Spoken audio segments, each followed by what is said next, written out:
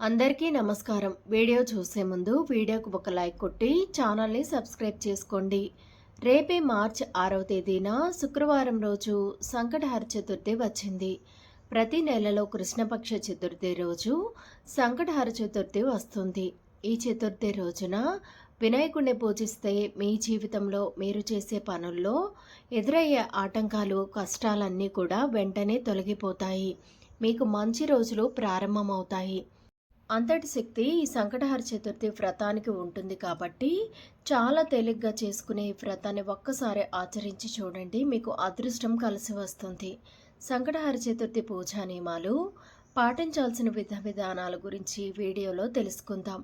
ముందుగా వీడియోకు లైక్ కొట్టి ఛానల్ని సబ్స్క్రైబ్ చేసుకోండి. ఈ నెల మార్చి 6వ తేదీ శుక్రవారం రోజు సంకటహర చతుర్థి వచ్చింది. ఈ రోజున ఎవరైతే వినాయకుడిని విశేషంగా పూజిస్తారో అలాంటి వారికి ఆయురారోగ్యాలు, అష్టైశ్వర్యాలు కలుగుతాయి. అలాగే ఈ చతుర్థి రోజు ప్రతి ఒక్కరూ కూడా ఉదయాన్నే నిద్రలేచి ఇల్లంతా కూడా శుభ్రం చేసుకొని అందంగా అలంకరించుకొని ఇల్లంతా కూడా ఇంట్లో వినాయకుడి ముందు దీపం వెలిగించండి. ఉదయం 9 గంటల్లోపు ఇంట్లో దీపారాధన పూర్తి చేసుకొని పూజ చేసే ఆడవారు ఇల్లంతా కూడా శుభ్రం చేసుకొని తలస్నానం చేసి గడపలకు పసుపు రాసి కుంకుమ బొట్లు పెట్టి ఇంట్లో దీపారాధన చేసుకోండి. ఈరోజు పెళ్ళైన ముత్తైదువులు పంచమాంగళ్యాలు ధరించి వ్రతాన్ని ఆచరించాలి. ఈ సంకటహర చతుర్థి వ్రతం కోసం ముందుగానే పూజా సామాగ్రి సిద్ధం చేసుకోండి. ఎర్రటి మందారం పూలు లేదా అక్షింతలు, కొబ్బరికాయలు, అరటి పండ్లు, దానిమ్మ పండ్లు, 2 ఎండు ఖర్జూరాలు, 2 వక్కలు, తమలపాకులు, ఎర్రటి వస్త్రం, వినాయకుని చిత్రపటం లేదా వినాయకుడి విగ్రహం, ఈ పూజా సామాగ్రిని అన్నీ కూడా ముందుగానే సిద్ధం చేసుకొని పెట్టుకోండి. పూజ గదిలో వినాయకుని చిత్రపటాన్ని కానీ వినాయకుడి విగ్రహాన్ని కానీ ప్రతిష్ఠించి గంధం రాసి కుంకుమ బొట్లు పెట్టండి. గణపతికి చాలా ప్రీతికరమైనవి గరిక కాబట్టి గరికమాలతో ఎర్ర మందారం పూలతో గణపతిని అందంగా అలంకరించుకోండి.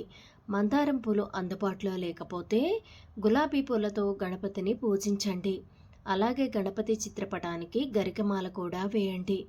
గరికమాల వేయలేని వారు 21 గరిక పోచలు తెచ్చుకొని వినాయకుని పటం ముందు పెట్టుకోండి. ఈ విధంగా గణపతిని అందంగా అలంకరించుకొని ఆవు నెయ్యితో దీపారాధన చేసుకోండి. గణపతి ఫోటో ముందు 2 దీపాలు వెలిగించాలి కాబట్టి ఈ విధంగా గణపతిని పూజిస్తూ ఈ మంత్రాన్ని 21 సార్లు జపించండి. ఈ రోజు ఈ మంత్రాన్ని చదివితే మీ పూజకు రెట్టింపు పుణ్య ఫలితం లభిస్తుంది. గణపతి పూజలో నైవేద్యంగా దానిమ్మ పండ్లు లేదా అరటి పండ్లను నివేదించినా సరిపోతుంది.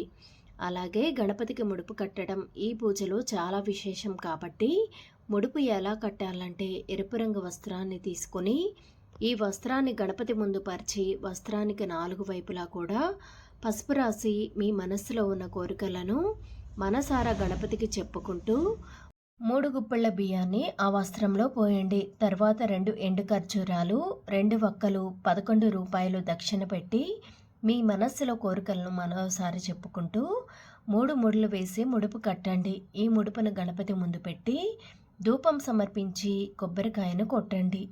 తర్వాత గణపతికి హారతి సమర్పించి చివరిగా సంకటహర చతుర్థి వ్రత కథను చదివి 3 ప్రదక్షిణలు చేసి మీ పూజను ముగించుకోండి. ఈ విధంగా ఉదయాన్నే ఇంట్లో దీపారాధన చేసి మీ దగ్గరలో ఉన్న గణపతి దేవాలయానికి వెళ్ళి గణపతి ఆలయంలో ప్రదక్షిణలు చేయండి. గణపతి దేవాలయం అందుబాటులో లేని వారు ఇంట్లో ప్రదక్షిణలు చేసుకున్నా సరిపోతుంది. ఈ వ్రతాన్ని ఆచరించే ఆడవారు ఉదయమంతా ఖచ్చితంగా ఉపవాసం ఉండాలి. ఉపవాసం ఉన్నవారు పాలు, పండ్లు, సగ్గుబియ్యంతో చేసిన ప్రసాదాన్ని స్వీకరించవచ్చు.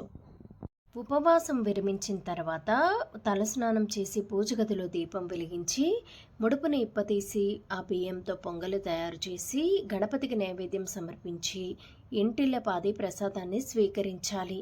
అందులో ఉన్న వక్కలు, నాణాలు తీసి మీ బీరువాలో పెట్టుకోండి. గణపతి దేవాలయంలో వేయండి. ఈ విధంగా ఉదయం సాయంత్రం 2 పూటల దీపారాధన చేసి ముడుపులో ఉన్న బియ్యంతో వినాయకునికి నైవేద్యంగా తయారు చేయాలి. ఉదయమంతా ఉపవాసం ఉన్న స్త్రీలు సాయంత్రం చంద్రుణ్ణి చూసి మీ ఉపవాసాన్ని విరమించండి. సాయంత్రం పూజలో నివేదించిన నైవేద్యాన్ని మీ కుటుంబం అంతా తప్పనిసరిగా ప్రసాదంగా స్వీకరించాలి. ఈ విధంగా చాలా సులభంగా ఈ వ్రతాన్ని చేయండి. మీ మనసులో ఏది కోరుకున్నా సరే ఖచ్చితంగా నెరవేరుతుంది. అలాగే ఈరోజు ఖచ్చితంగా సంకటనాశన గణేశ స్తోత్రాన్ని ఖచ్చితంగా పఠించాలి. అలాగే ఈ వ్రత విధానంలో చాలా సందేహాలు ఉంటాయి కాబట్టి వినాయక చవితి రోజు తప్పనిసరిగా వినాయకుడి పూజలో ఎప్పుడూ కూడా తులసి ఆకులు అస్సలు వాడకూడదు. అలాగే గణపతికి నైవేద్యంగా కుడుములు, ఉండ్రాళ్ళు, అరటికాయలు, పాయసం, నువ్వులు, 21 మోదకాలు, ఇలా ఏ నైవేద్యాన్నైనా సరే ఖచ్చితంగా సమర్పించవచ్చు. ఈ రోజున శుక్రవారం కలిసి వచ్చింది కాబట్టి గణపతితో పాటుగా లక్ష్మీదేవిని కూడా పూజించండి. అలాగే తులసి కోటలో నెయ్యి దీపం వెలిగించి తులసికి ప్రదక్షిణలు చేస్తే డబ్బు సమస్యలన్నీ కూడా వెంటనే తొలగిపోతాయి. ముఖ్యంగా చదువుకునే విద్యార్థులు ఈ రోజున గణపతి దేవాలయానికి వెళ్ళి గణపతి ముందు గుంజీలు తీస్తే మీ జీవితంలో ఎదురయ్యే ఆటంకాలన్నీ కూడా తొలగిపోతాయి. ఈరోజు ఖచ్చితంగా గణపతి పాదాల దగ్గర గరికను పెట్టి నమస్కారం చేసుకోండి. మీ వ్యాపారంలో, మీ జాతకంలో దరిద్రాలన్నీ కూడా తొలగిపోయి అదృష్టం పెరుగుతుంది. అలాగే ఈరోజు గోమాతకు పచ్చగడ్డిని తినిపిస్తే మీ జాతకంలో ఉన్న దురదృష్టం అంతా తొలగిపోయి అదృష్టం, ఐశ్వర్యం కలుగుతుంది. మీ వంశంలో పితృదోషం ఉంటే మీకు తరచూ కూడా కుటుంబ సమస్యలు ఏర్పడుతూ ఉంటాయి కాబట్టి ఈ శుక్రవారం రోజు ప్రతి ఒక్కరూ రావి చెట్టుకు 3 ప్రదక్షిణలు చేసి నమస్కారం చేసుకోండి. ఇక కోర్టు సమస్యలు మరియు శత్రుబాధలతో ఇబ్బంది పడేవారు ఈ సంకటహర చతుర్థి రోజు వినాయకుడికి దేవాలయానికి వెళ్ళి గణపతికి మందారం పూలు సమర్పించండి. కుటుంబంలో సమస్యలు ఉన్నవారు జిల్లేడు పూలతో గణపతిని పూజిస్తే మీ కుటుంబంలో సమస్యలు లేకుండా సుఖ సంతోషాలు పెరుగుతాయి. భార్యాభర్తల మధ్య తరచూ గొడవలు ఏర్పడుతుంటే గణపతి దేవాలయానికి వెళ్ళి గణపతికి అరటి పండ్లను నివేదించండి. భార్యాభర్తల మధ్య సఖ్యత పెరుగుతుంది. ఈ సంకటహర చతుర్థి రోజు మీ ఇంటి గుమ్మం బయట స్వస్తిక్ గుర్తును వేసుకోండి. మీ ఇంట్లోకి పాజిటివ్ ఎనర్జీ అనేది ఖచ్చితంగా వస్తుంది. ఇక ఉద్యోగం కోసం ఎదురు చూసేవారు ఈ సంకటహర చతుర్థి రోజు చదువుకునే విద్యార్థులకు పుస్తకాలు మరియు పెన్నులు దానంగా ఇవ్వండి. మీరు కోరుకున్న కోరికలు ఖచ్చితంగా నెరవేరుతాయి.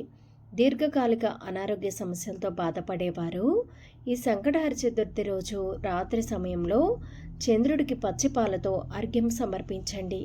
అనారోగ్య సమస్యలన్నీ కూడా తొలగిపోయి మీ ఆయుష్ పెరుగుతుంది.